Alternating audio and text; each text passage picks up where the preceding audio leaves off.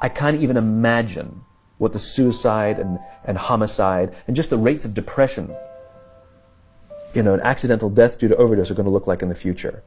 It's going to reach epidemic proportions. It's already, the statistics are already alarming, and yet nobody's sounding any alarm bells.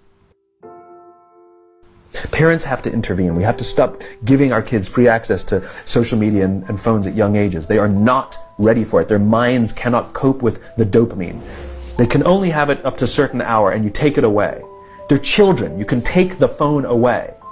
We've got to intervene as parents. But as companies, we now have to deal with the influx of kids that are coming into our companies with addiction. Watch, I see it all the time. Walk through any office.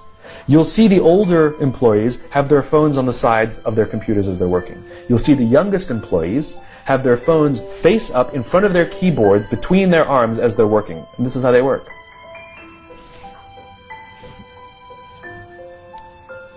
And the science is alarming. They did experiments on mice where they did the multitasking. They put flashing lights to mimic going from the computer to the cell phone, the computer to the cell phone to the TV.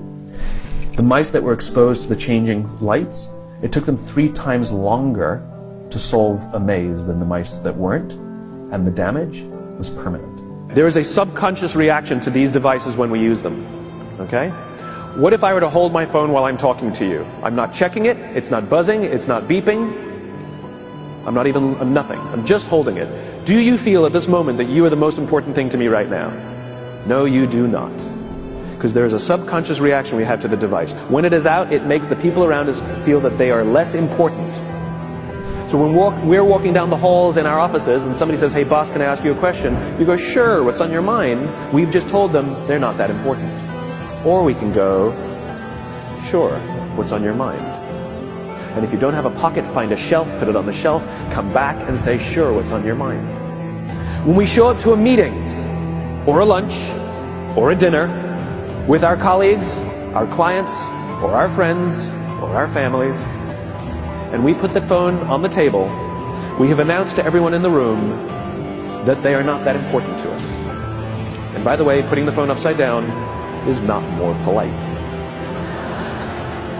My favorite one is when the meeting or at a lunch with someone that the phone will ring and the caller ID will pop up and they will go, I'm not going to get it.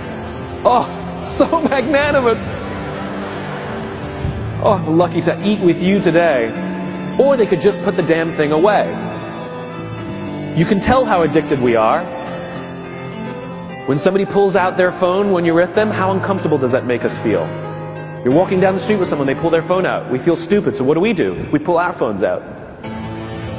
We're so addicted. Somebody goes to the bathroom when we're at dinner, and what do we have to sit there by ourselves? God forbid we should look around the room for 5 minutes. We pull our phones out. Meetings, awful. What do we do when a meeting happens, right? Everybody's sitting waiting for the meeting to start. Bob's running a few minutes late. Bob's here? Okay, start the meeting. Do you know when relationships are built? All that in between time.